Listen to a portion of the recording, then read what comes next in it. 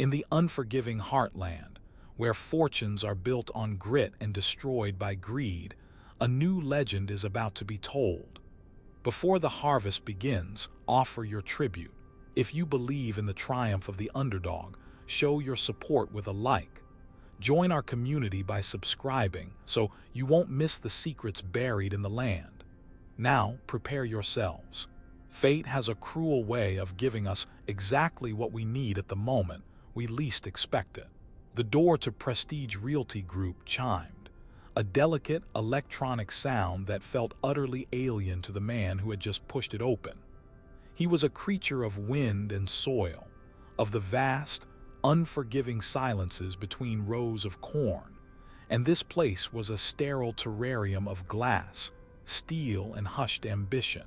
His name was Arthur Miller, though most folks in the county just called him Old Man Miller, a title he'd worn with the same comfortable indifference as his faded flannel shirt and dirt-caked work boots. The boots, in fact, were the first to announce his intrusion. A small trail of dried mud, the rich, dark loam from his eastern fields, crumbled from their treads onto the pristine, cream-colored carpet. It was an accidental sacrilege, a smudge of the real world upon a meticulously curated illusion. The air itself was different here. It was recycled, chilled to a precise temperature that felt unnatural against his sun-weathered skin, and it carried the faint, cloying scent of chemical air freshener and ambition. He saw the receptionist, a young woman with a headset fused to her ear and a gaze locked on a screen glowing with columns of numbers, flinch. Her nose wrinkled in a micro-expression of disgust, a fleeting motion that Miller, a man who could read the mood of a nervous heifer from 50 yards, caught as clearly as a thunderclap in a silent valley. It was a judgment, swift and silent, and it set the tone for everything that was to come. He wasn't here to cause trouble. He was here for a piece of paper, a deed to a small, forgotten parcel of land, a 20-acre plot of scrub and oak that bordered his own vast holdings, a place he wanted for his grandson, Caleb, a place for the boy to build a treehouse, to learn the feel of the land under his own 2 feet, a legacy in miniature. He approached the marble-topped reception desk, his calloused hands resting gently on the cold, polished stone. The silence in the office was heavy, broken only by the soft, rhythmic clicking of keyboards and the distant hum of the climate control system. It was the sound of money being moved, of fortunes being brokered in abstract, digital forms that bore no resemblance to the sweat and soil from which all true wealth sprang. He stood there, patient as a stone in a riverbed. He'd waited out droughts that cracked the earth like old pottery, floods that turned his fields into muddy lakes, and the slow, inexorable turn of generations. He could wait out a receptionist. 5 minutes bled into 10. The woman never looked up. Her focus was absolute, a testament to the modern world's ability to erect invisible walls. Agents in sharp, tailored suits drifted past him, their movements fluid and purposeful, like predators in their native habitat. They moved like sharks in a tank, their eyes scanning for high-value targets, and he was nothing more than driftwood, an obstacle to be navigated around. A few of them shot him glances that ranged from mild curiosity to outright contempt. He could feel the weight of their judgment, the swift and brutal calculation that wrote him off as worthless. He was old, weathered, and dressed in the uniform of a life spent in labor, not leisure. To them, he was invisible, or worse, a stain. The scent of expensive cologne, sharp and aggressive, cut through the air as one agent. A man with impossibly white teeth and hair gelled into a rigid sculpture strode past. The man's eyes flickered over Miller, a dismissive head-to-toe sweep that cataloged the worn denim, the frayed collar, the mud on the floor. The agent's lip curled, a silent sneer that spoke volumes, a language of exclusion and superiority that Miller understood all too well. Miller's jaw tightened just a fraction.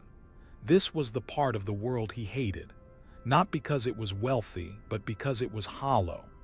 It was a world built on surfaces, on the shine of a shoe and the cut of a suit, a world that had forgotten the feeling of earth in its hands. It was a world of men who thought they were masters of the universe, because they could manipulate numbers on a screen, forgetting that a single hailstorm could wipe out a year's work, that a single drought could bring a man to his knees. He was here for Caleb. He reminded himself of that, the thought a solid anchor in this sea of superficiality. For the boy's smile, for the future he saw in his bright, curious eyes. After 30 excruciating minutes, a lifetime in this cold, artificial space, the agent with the gelled hair and the sneer finally seemed to notice him standing there. He'd been leaning against a wall, chatting with another agent, their laughter sharp and brittle. Now he detached himself from the conversation and sauntered over, his expression one of profound, theatrical boredom. He stopped a few feet away, deliberately keeping his distance as if Miller were contagious. "Can I help you?" the agent asked, the words clipped and dripping with condescension. His name tag, gleaming gold under the recessed lighting, read Blake. Miller straightened up, his back protesting with a dull ache. He was used to the aches of hard work, the honest pain of a body pushed to its limits. This was a different kind of ache, the ache of being ignored, of being rendered insignificant. "I'm here to inquire about a piece of land," Miller said, his voice a low rumble, rough like gravel but steady. "The old Henderson plot, 20 acres just off Route 7. Blake's perfectly sculpted eyebrows rose. A slow, mocking smile spread across his face, revealing those unnervingly perfect teeth. He let out a short, derisive laugh, a sound like tearing silk. It was a sound that echoed through the decades, a phantom of the past. It was the sound the banker had made all those years ago, when his father, his hat held nervously in his hands, had pleaded for a small extension on his loan. A sound of casual cruelty, of power wielded without thought or compassion. A sound that Miller had sworn on his father's grave he would never hear directed at him again. Blake looked him up and down once more, this time with a theatrical slowness, as if appraising livestock he had no intention of buying. "The Henderson plot," he repeated, savoring the words as if they were a fine wine he was about to declare vinegar. "Sir, that's a prime development parcel. We have it listed for $2 million. He leaned in closer, his voice dropping to a conspiratorial whisper, the smell of his cologne becoming suffocating. "You couldn't afford the mailbox on that property." The insult hung in the air, thick and poisonous. It was designed to humiliate, to put Miller in his place, to swat him away like a fly. For a moment, the world seemed to narrow to the space between the two men. The sterile office, the clicking keyboards, the indifferent receptionist, it all faded away. There was only the sting of Blake's words and the slow, cold burn of anger beginning to smolder in Miller's gut. This was no longer just about a piece of land for his grandson. This had become something else entirely. This was about his father.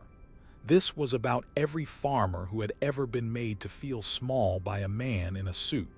This was about the fundamental chasm between those who create value and those who merely trade it. Miller's gaze didn't waver. His pale blue eyes, the color of a winter sky, were fixed on Blake's. They were eyes that had seen the birth of calves in the dead of night and the death of crops under a merciless sun. They had watched markets rise and fall, had seen proud men broken and humble men rise. They held a depth and a stillness that Blake, in his shallow world of commissions and closings, could never hope to comprehend. Miller remained silent, letting the agent's arrogance fill the space. Silence was a tool, like a shovel or a wrench. Used correctly, it could move mountains or break a man's confidence. He saw a flicker of unease in Blake's eyes. The agent had expected a shuffling retreat, a mumbled apology, perhaps even impotent anger. He hadn't expected this quiet, unyielding calm. 2 million, Miller said finally, his voice level. That's the asking price. It wasn't a question. It was a statement of fact, stripping the number of its intimidating power, reducing it to just another figure on a page. Blake, recovering his swagger, scoffed. Asking price, final price, it doesn't matter. It's in a different universe from your budget, Grandpa. Now, if you're looking for a spot at the local shelter, it's about 5 blocks south of here. I'm sure they can help you. He gestured vaguely toward the door, a dismissive flick of his wrist. He was enjoying this. The power trip was a palpable thing, a drug he was indulging in freely. His colleagues were watching now, their smirks hidden behind computer monitors and coffee mugs. It was a performance. Blake was the ringmaster and Miller was the clown. But Miller wasn't a clown. He was a farmer. And a farmer knows that the most important work happens beneath the surface, hidden from view. He knew the value of patience, of waiting for the right moment to plant, the right moment to harvest. He understood that the tallest oak grows from the smallest acorn, and that appearances are as fleeting as morning mist, and he could feel the season beginning to turn. That land, Miller said, his voice dropping even lower, drawing Blake in, it's important to my family. Blake threw his head back and laughed, a full-throated, obnoxious sound this time. Family? What, you gonna plant a few rows of corn on it? Sir, this is prestige realty. We deal with serious clients. We move portfolios, we broker 8-figure deals. We don't sell vegetable patches to farmers. The word farmers was spat out like something foul, an epithet. It was the final straw. The insult wasn't just to him. It was to his father and his grandfather, to every man and woman who had ever broken their back to feed the very people who now looked down on them from their glass towers. The quiet anger in Miller's chest ignited into a cold, hard flame. He had spent a lifetime building a fortress of wealth and influence, not of steel and stone, but of earth and assets, all for the single purpose of never having to feel this way again. And here he was. The fortress was invisible to this man, and so it might as well not exist. He had come here for Caleb, but he would stay here for them, for the legacy of calloused hands and honest sweat that Blake and his kind so casually disdained. Miller took a half-step forward, closing the distance between them. The air crackled. The office had gone completely quiet. Every keyboard had stopped clicking. Every eye was on them. "You think I can't afford it," Miller stated, his voice flat, devoid of emotion. It was this unnerving calm that truly unsettled Blake. The agent's smirk faltered. "I don't think," Blake said, his voice a little too loud, a little too defensive. "I know. I can smell broke from a mile away. It smells like dirt and desperation." Miller let the comment pass. He was thinking of his land. 50,000 acres of it. Rolling hills of wheat that turned to gold in the late summer sun. Fields of soybeans so vast they looked like a green ocean. Pastures dotted with prize-winning cattle. He thought of the mineral rights, the water rights, the timber. He thought of the portfolio of stocks and bonds his financial advisor managed. The quiet, steady accumulation of wealth that was as invisible to men like Blake as the deep roots of an old oak tree. His wealth wasn't in flashy cars or sharp suits. It was in the land. It was real. It was tangible. It was eternal. "Let's make a little bet," Miller said, the idea forming with crystalline clarity in his mind. Blake's eyes narrowed. "A bet? I'm not a gambling man." "Oh, I think you are," Miller countered. "You're gambling right now. You're gambling that what you see is all there is. You're betting that my clothes are a true measure of my worth." The challenge was laid down, quiet but unmistakable. Blake's pride, a fragile and overinflated thing, was pricked. He couldn't back down now, not in front of his audience. "All right, old man," he sneered, crossing his arms over his chest. "I'll play your game." "What's the bet?" "Simple," Miller said. "I want to buy the Henderson plot today, right now, in cash." A ripple of disbelief went through the watching agents. Blake's face was a mask of incredulity. "Cash, $2 million. Do you have any idea how ridiculous you sound?" "The bet is this," Miller continued, ignoring him. "If I can't produce the funds for a down payment, let's say 20%, $400,000, within the next 10 minutes, I'll walk out of here and never come back. I'll even shine your shoes on the way out." Blake's smile returned, predatory and certain. This was too good to be true. He would humiliate this old vagrant once and for all. "And if you can produce the funds?" he asked, leaning in, the scent of victory already in his nostrils. Miller looked him dead in the eye. "If I can," he said, his voice like the closing of a vault door, "you give me your commission on the sale." The audacity of it stunned the room into silence. The commission on a $2 million sale would be $60,000. It was a significant sum, even for a successful agent like Blake. It was a substantial penalty for being wrong. Blake hesitated for only a second. But the image of this dirt-streaked old man producing $400,000 out of thin air was so ludicrous, so utterly impossible, that his greed and arrogance overwhelmed any flicker of caution. It was a sure thing, a way to make a fool of this man and be hailed as a hero in the office. "You're on," Blake said, extending a perfectly manicured hand. "You've got 10 minutes, Grandpa. The clock is ticking." Miller ignored the offered hand. He didn't shake on deals with men he didn't respect. Instead, he reached into the pocket of his worn denim jacket and pulled out an old, battered flip phone. It was a relic from another era, a stark contrast to the sleek smartphones in the hands of everyone else in the room. Blake let out another disbelieving chuckle. The other agents exchanged amused glances. The punchline to the joke was getting better and better. Miller flipped the phone open with his thumb, the plastic creaking in the silent office. He pressed a single button, a speed dial he hadn't used in years. He put the phone to his ear and waited. The entire office held its breath, caught in the strange, tense theater of the absurd. Miller had built his empire on a simple principle: never let the left hand know what the right hand is doing. He lived a quiet life not out of affectation, but out of a deep-seated belief that a man's worth was measured by his works, not his wallet. The 50,000 acres were the result of a lifetime of grueling work, shrewd investments, and a relentless, stubborn refusal to fail. He'd inherited 1,000 acres drowning in debt from his father, a good man broken by a bad bank and a worse drought.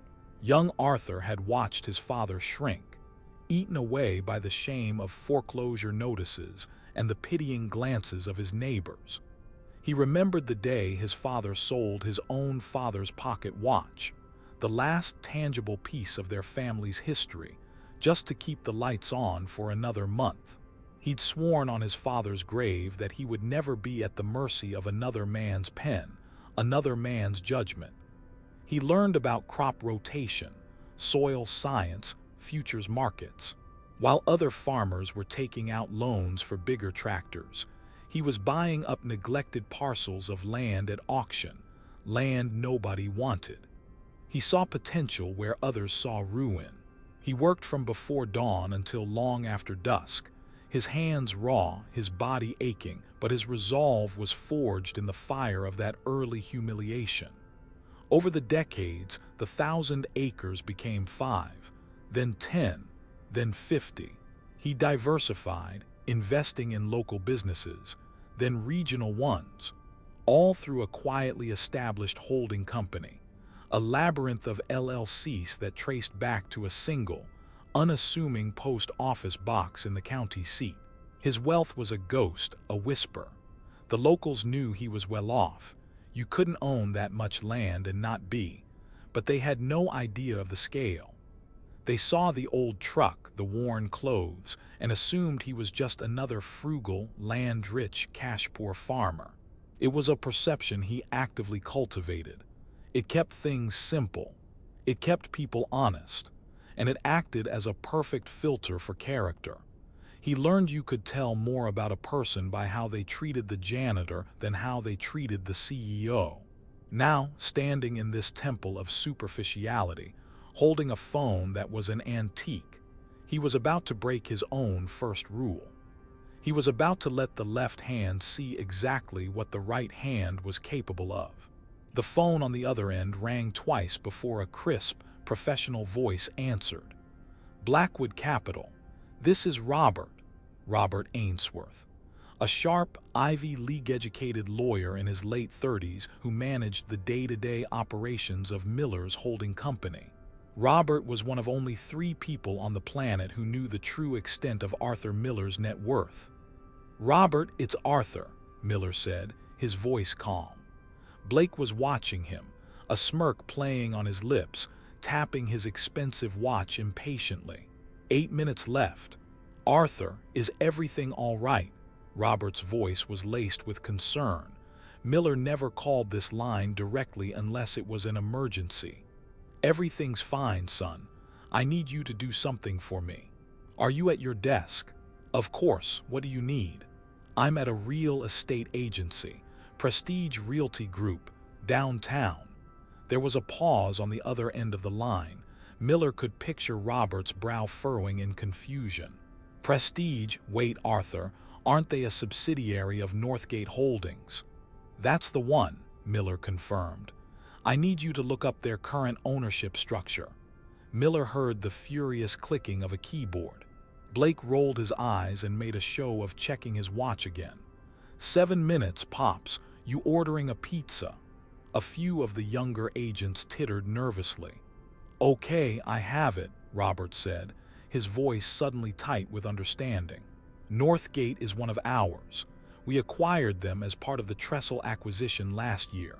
You own the entire agency, Arthur. 100%.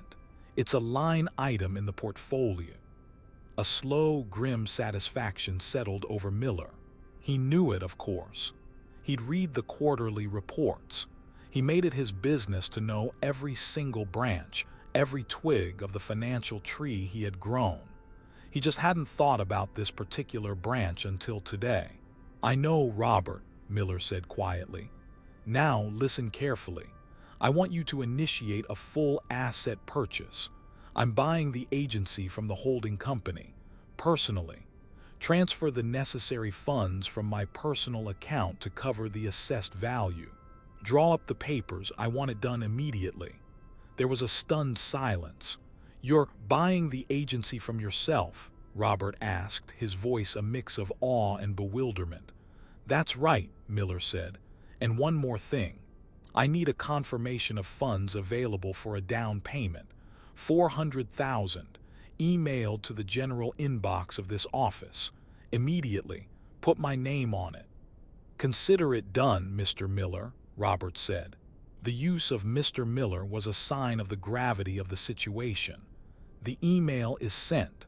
The purchase protocol is activated. It'll take about an hour for the preliminary paperwork to be routed to the on-site director. Thank you, Robert. Miller ended the call, flipping the phone shut with a decisive snap. He looked at Blake, whose smug expression was beginning to curdle into confusion. 6 minutes to spare, Miller said.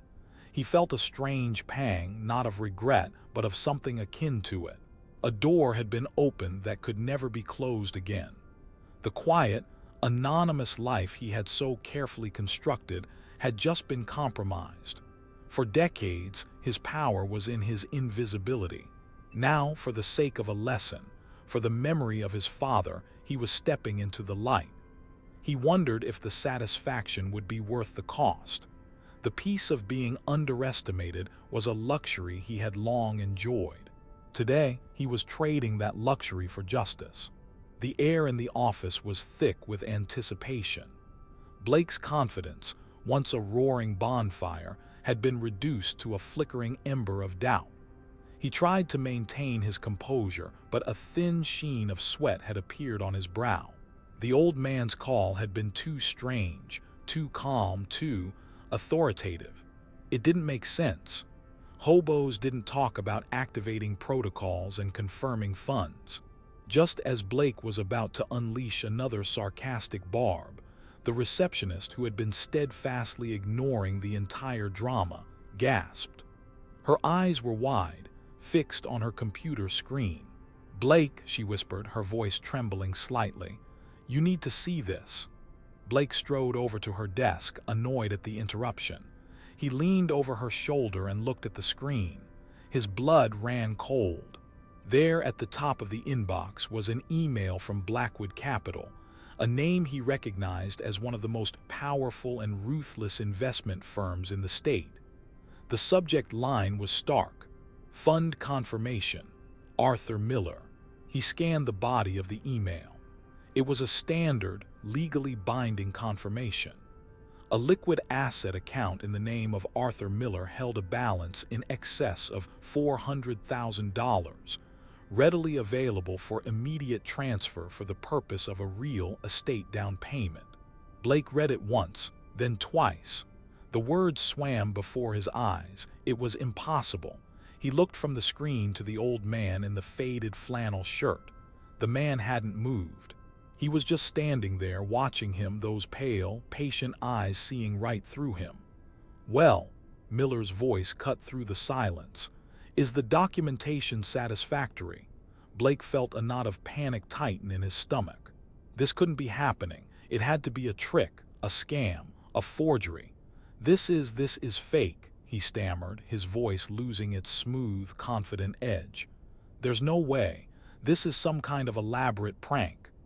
Before Miller could respond, the glass door to the main conference room burst open. A man in his late 50s, with a flushed face and a rumpled, expensive suit, came rushing out. This was Marcus Thorne, the managing director of the agency, a man Blake both feared and revered. Thorne's eyes, wide with panic, scanned the room frantically until they landed on Miller. And then the impossible happened. Marcus Thorne, a man who barely acknowledged his own top agents, a titan of the local real estate scene, broke into a frantic, stumbling run. He didn't run towards Blake. He ran towards the old man in the muddy boots. "Mr. Miller," Thorne cried, his voice strained. He reached Miller, and to the utter astonishment of every single person in the room, he grabbed the old farmer's hand with both of his own, shaking it effusively. It looked less like a handshake and more like a desperate plea for forgiveness. "Sir, I am so sorry. I just got the call from corporate. I had no idea you were coming in person. We weren't prepared. If I'd known," Thorne was babbling, his face a mask of horrified reverence. He looked like a man who had just discovered he'd been using a priceless religious artifact as a doorstop. Blake stared, his jaw hanging open. His mind was short-circuiting, unable to process the scene unfolding before him. "Mr. Miller, corporate." What was happening?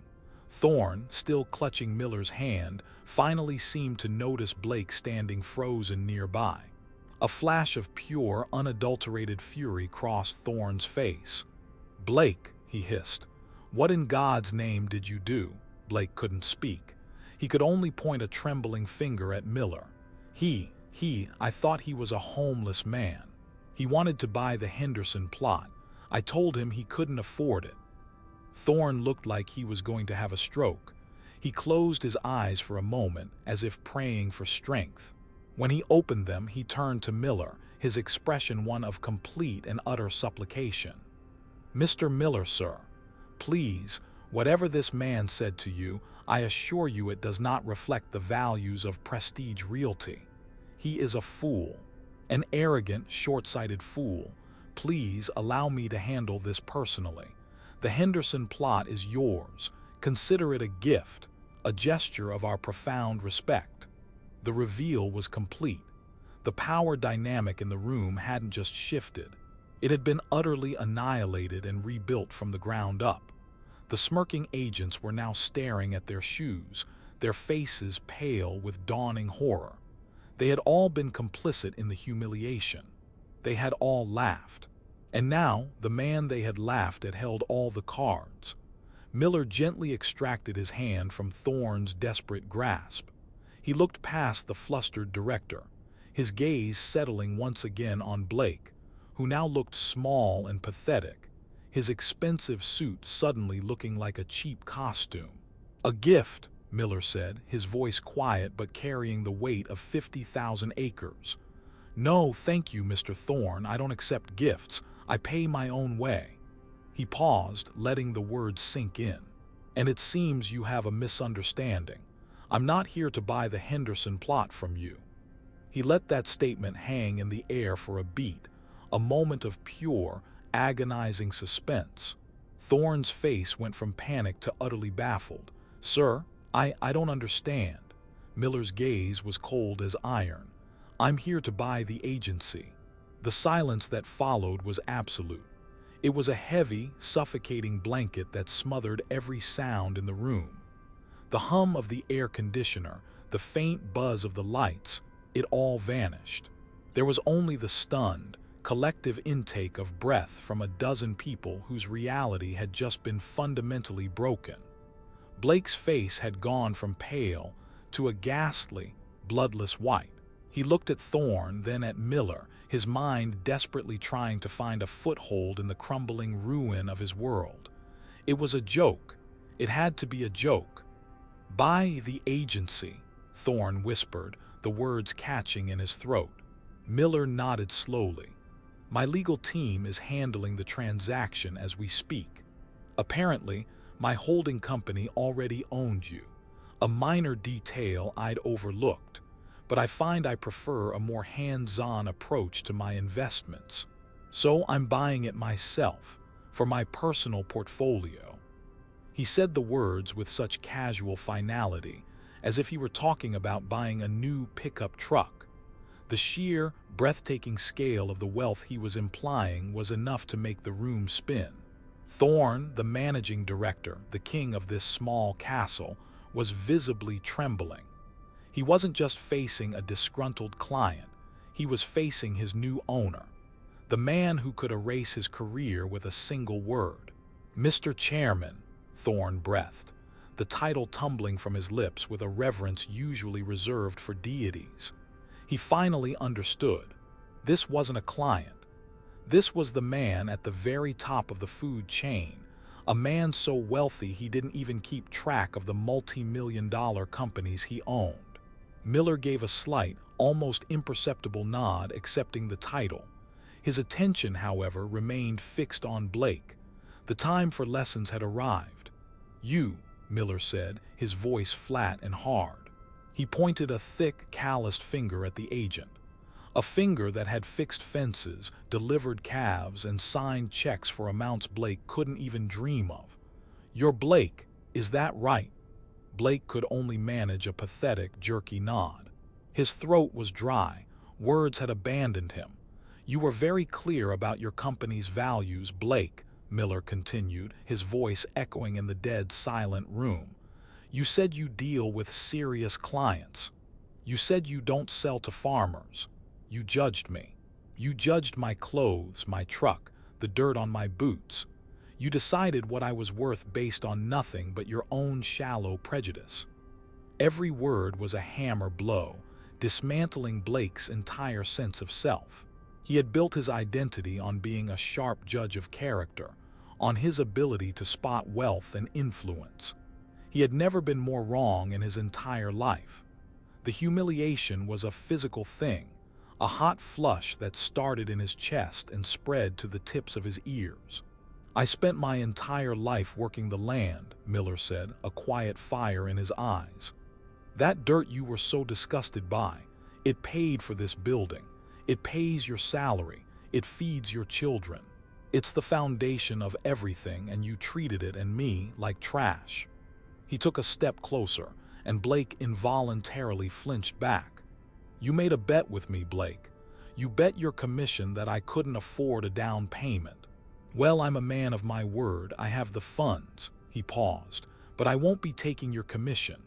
A flicker of desperate, idiotic hope appeared in Blake's eyes. "Instead," Miller said, his voice dropping to a near whisper, "I'll be taking your job."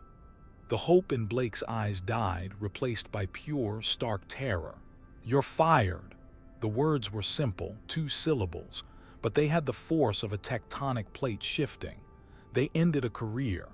They shattered a life built on arrogance. Blake swayed on his feet, his mouth opening and closing silently like a landed fish.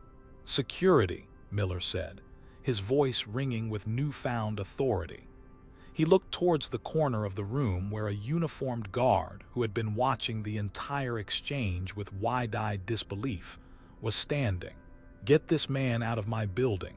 This isn't a place for people who have forgotten who they are." The guard, galvanized into action, started moving toward Blake. The symmetry was brutal. The very words Blake had used to try and eject Miller were now being used to cast him out. It was a perfect, terrible poetry. Blake finally found his voice, a high-pitched, desperate whine. "Please, Mr. Miller, I'm sorry. I made a mistake, a terrible mistake. Don't do this." Miller turned his back on him, a gesture of final, absolute dismissal. He looked at the cowering Marcus Thorne.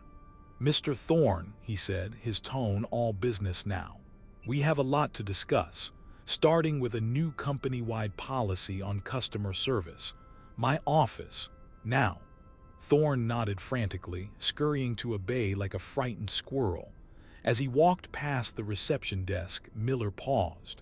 The young woman with the headset looked up at him, her face pale with fear and regret.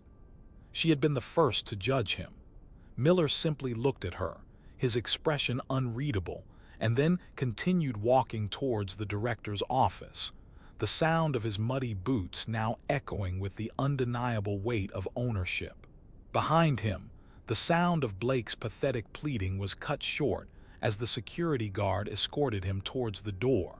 His world in ruins. Inside the opulent office that was now his, surrounded by floor-to-ceiling windows that offered a panoramic view of the city he helped feed, Miller felt the adrenaline of the confrontation begin to fade, replaced by a profound weariness. The victory was ashes in his mouth. He had won, but he had also revealed himself. Thorne stood by the door, wringing his hands, waiting for his own execution. Miller waved him to a leather chair. "Sit down, Marcus." The use of his first name seemed to startle Thorne even more. Miller walked to the window, his back to the man, and looked out over the sprawling urban landscape. "Tell me something, Marcus. How many farmers have walked into this office in the past year?" Thorne swallowed hard. "Sir, I don't have the exact numbers." "A guess, then," Miller said, his voice soft but insistent. 5. 10, probably fewer than that, sir." "And why is that?" Miller asked, still not turning around. "Because they know they're not welcome here. Because your agents, men like Blake, have cultivated a reputation. This place isn't for them. It's for developers, for speculators, for people who see land as a number on a spreadsheet, not as a living thing." He finally turned, his eyes pinning Thorne to his seat. "That changes today. You will draft a new mission statement. Every person who walks through that door, whether they're buying a $100,000 starter home or a $10 million commercial property, will be treated with the same dignity and respect. Is that clear?" "Yes, Mr. Chairman, crystal clear," Thorne stammered, but Miller's victory was about to be challenged. His flip phone buzzed in his pocket. He didn't recognize the number, but he answered it anyway. "Miller, Arthur, this is Alastair Sterling." The voice was smooth, cultured, and cold as a banker's heart. Sterling was a board member of the original Northgate Holdings, a corporate raider from the old school who had been forced to accept the acquisition by Blackwood Capital. He was a creature of the world Miller had just invaded. "I've been made aware of your theatrical performance this afternoon," Sterling said, a hint of amusement in his voice. "Buying your own subsidiary. firing a top agent in the middle of the office. It's all very rustic. I'm a farmer, Sterling. We prefer to handle problems directly, Miller replied, his voice level. Indeed, but you've created a new problem. Northgate is in the middle of delicate negotiations to acquire a rival firm. Your little stunt has sent ripples of instability through the market. Our partners are getting nervous. They see a volatile, unpredictable owner and they don't like it. They see an owner who values integrity, Miller countered. They see a bull in a china shop, Sterling shot back. Listen to me carefully, Arthur. You own the land, and for that I congratulate you. It's a quaint and profitable hobby. But this world, the world of corporate finance, is not your field to plow. Rescind the purchase. Reinstate the agent. Let Thorne handle it. And go back to your tractors. If you don't, I will make it my personal mission to dismantle your invisible empire piece by piece. I will find every weakness, every over-leveraged asset, and I will squeeze until you are back in the same dust your father died in. The threat was clear, precise, and utterly ruthless. This was Crisis 3, the real mini-boss. Blake was just a symptom. Sterling was the disease. This was the consequence of breaking his first rule. He was no longer invisible. He was a target. For the first time that day, a sliver of genuine doubt pierced Miller's resolve. In the weeks that followed, the story of what happened at Prestige Realty spread through the county like a wildfire in a dry field. It became a local legend, a cautionary tale told in diners and hardware stores. The slick city agent who laughed at the old farmer, only to find out the farmer owned the whole damn town. But behind the scenes, a different kind of story was unfolding. Sterling was true to his word. A series of anonymous regulatory complaints were filed against Miller's agricultural operations. A key logistics partner, under pressure from a Northgate-affiliated creditor, suddenly pulled their contracts, threatening the upcoming harvest transport. It was a war of 1,000 cuts, fought with emails and legal filings instead of bullets. Miller spent his days in Thorne's, now his, office, and his nights on the phone with Robert Ainsworth, shoring up defenses, moving assets, and fighting a battle he had never intended to start. "He's good, Arthur," Robert said one late night, his voice strained over the phone. "Sterling is surgically targeting the shell corporations. He's trying to untangle the web to expose you." "Let him try," Miller said, looking at the topographical maps of his land spread across the huge mahogany desk. "He thinks the money is in the corporations. The money is in the soil." The turning point came from the very piece of land that had started it all, the Henderson plot. While reviewing the decades-old survey documents, something caught Miller's eye. A geological notation, dismissed by the original surveyors as an anomaly. He made a call to a trusted geologist at the state university. The results came back a week later, and they were staggering. The scrub and oak of the Henderson plot sat atop a significant deposit of rare earth minerals, crucial for the manufacturing of modern electronics. The $2 million parcel was, in fact, worth upwards of $100 million, and Blake, in his arrogance, had been trying to sell it to the one man who had a hint of its true value. Miller now had his weapon. He arranged a video conference with Sterling and the entire Northgate board. When Sterling appeared on the screen, smug and confident, Miller didn't waste time with pleasantries. "Alistair," Miller began, "you've been busy." "One must keep one's house in order," Sterling replied coolly. "Indeed," Miller said. "And speaking of houses, I've come into a new property, the Henderson plot. I'm sure you're aware of it." He had Robert share the geologist's report on the screen. There was a stunned silence from the board members. Sterling's face went rigid. As the new sole owner of Prestige Realty, which holds the deed, and as the owner of all surrounding land which controls all access rights, I am now in control of this asset, Miller stated calmly. I am prepared to fold this asset into Northgate's portfolio, dramatically increasing the company's valuation and securing our acquisition of the rival firm. In return, you will personally divest all your shares in Northgate, effective immediately. You will cease all hostile actions against my other businesses, and you will disappear from my world. It was checkmate.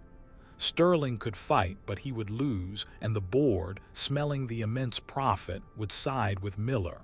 The power of the land had defeated the power of the spreadsheet. Sterling stared at the screen, his face a mask of cold fury.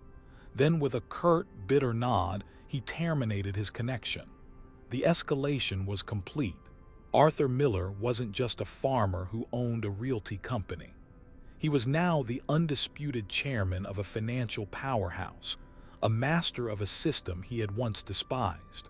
He had met the enemy on their own turf and had beaten them with the oldest weapon of all, the hidden value of the earth itself. Arthur Miller made very few changes to the agency's aesthetic, but the ones he did make were fundamental. He instituted a new motto, hung on a simple wooden plaque in the lobby where a garish, abstract painting used to be. The harvest is for everyone. He implemented a strict policy. Every single person who walked through the door was to be treated with the same level of respect, whether they arrived in a limousine or a 20-year-old pickup truck. Marcus Thorne, humbled and terrified of losing his job, enforced this new rule with the zeal of a convert. He saw firsthand how Miller treated people, listening to the concerns of a young couple struggling to afford their first home with the same focused attention he gave to a multi-million-dollar investor. Miller's presence was a constant, quiet reminder that value wasn't always visible on the surface. He'd show up unannounced, not in a suit, but in his usual work clothes, sometimes with fresh dirt under his fingernails. He'd sit in the lobby sipping coffee from a styrofoam cup, just watching. His silence was more intimidating than any corporate tirade. He was teaching them, not with memos and meetings, but with his very existence. He was the living embodiment of his own lesson. The Henderson plot, the small piece of land that started it all, was officially signed over to his grandson, Caleb, on the boy's 10th birthday. They walked the property together, Miller's hand on the boy's shoulder. The air was crisp with the scent of pine and damp earth. "This is yours now, son," Miller said, his voice thick with emotion. "All of it." Caleb's eyes were wide with a joy so pure it made Miller's heart ache. "All of it, for my treehouse." "For your treehouse," Miller confirmed, a smile creasing the weathered lines around his eyes, "and for whatever else you dream of. Just remember one thing." He crouched down, looking his grandson squarely in the eye. "The land doesn't care how rich you are or what clothes you wear. It only cares about how you treat it. It's the same with people, Caleb. You treat them right. You treat every single one of them with respect. You never know whose hands have worked the soil that feeds you." He was thinking of Blake, of Sterling, of the banker who had shamed his father. He was trying to give Caleb the armor he himself had been forced to forge in the fires of humiliation. He was trying to teach the boy that true strength wasn't the power to look down on others, but the grace to lift them up. Caleb nodded seriously, the weight of the lesson settling into his young heart. He didn't fully understand the events that had led to this moment, but he understood the love behind the words. He understood the feel of the deed to his very own piece of the world, clutched tight in his hand. They spent the rest of the afternoon planning the treehouse, their voices mingling with the rustle of the oak leaves, 2 generations connected by a small patch of dirt and a very big lesson. Miller felt a sense of peace settle over him for the first time in weeks. The corporate battles, the financial maneuverings, they were necessary, but they were not his world. This was his world. The sun on his face, the smell of the earth, the future of his family standing beside him. He had fought the dragon and won, but now he had to make sure the dragon's poison didn't infect the very legacy he was trying to protect. One crisp autumn afternoon, about a month after the takeover and the subsequent corporate battle, Miller was leaving the agency, satisfied with the changes he was seeing. As he walked toward his old, mud-splattered truck in the parking lot, he saw a familiar figure. It was Blake, but it was a different Blake. The expensive suit was gone, replaced by a cheap, ill-fitting polo shirt and slacks. The gelled hair was gone, his natural hair looking thin and lifeless. The arrogant swagger was gone, replaced by a defeated slump in his shoulders. He was washing cars. He was part of a mobile detailing crew working its way through the executive parking lot, a bucket of soapy water in one hand and a sponge in the other. He was scrubbing the wheels of Marcus Thorne's new luxury sedan. Blake looked up from the tire he was scrubbing and saw Miller. Their eyes met across the asphalt. For a moment, Blake's face flushed with the old, familiar shame and a new, bitter resentment. He looked away, turning his back, trying to become invisible. Miller paused, his hand on the door of his truck. He could have just gotten in and driven away. He could have savored the moment, the perfect, symmetrical justice of it all. The man who judged others by their appearances was now performing a menial service, his own appearance a testament to his fall from grace. But Miller felt no satisfaction. He only felt a kind of weary pity. He walked over to where Blake was working. Blake tensed, expecting another verbal lashing, another humiliation. He kept his back turned, scrubbing furiously at a speck of dirt on a chrome hubcap. "You missed a spot," Miller said, his voice quiet. Blake froze. He slowly turned around, his face a miserable mask. "What do you want?" he muttered, his voice hoarse. "Haven't you done enough?" "I came here that day for my grandson," Miller said, ignoring the question. "I just wanted a little piece of land for him, a place to be a boy. You could have sold it to me. You could have made your commission. You could have been polite. It would have cost you nothing." Blake said nothing. He just stared at the soapy water dripping from his sponge onto the blacktop. "The world is hard enough, son," Miller continued, his voice softer now. "There's no need for us to make it harder on each other. You built your life on looking down on people. I hope, for your sake, you learn to start looking up." Miller reached into his pocket, pulled out his worn leather wallet, and took out a crisp $100 bill. He held it out to Blake. Blake stared at the money as if it were a venomous snake. "I don't want your charity," he spat, his pride stinging. "It's not charity," Miller said, placing the bill on the hood of the car Blake was washing. "It's a tip for the lesson. You taught me that even at my age, there are still battles worth fighting. And maybe," he added, his gaze unwavering, "I taught you that the man washing your car might just be the one who owns it." Miller turned and walked away without another word. He got into his truck, the engine rumbling to life with a familiar, comforting growl. As he pulled out of the parking lot, he glanced in his rearview mirror. Blake was still standing there, motionless, staring at the $100 bill resting on the gleaming hood of the car, a small, insignificant piece of paper that represented the vast, immeasurable gulf between the man he was and the man he could have been. And so, their destiny was forged, a new legacy built from the ashes of the old. Their story now belongs to time, but its power only grows if shared. Remember to treat every customer like a king, because you never truly know who feeds you. But as one man breaks the system, another is trapped by it. What happens when the person you trust with your legacy is the one planning to steal it all? If this journey marked your soul, leave a like and subscribe. For the best stories are those that refuse to die in silence.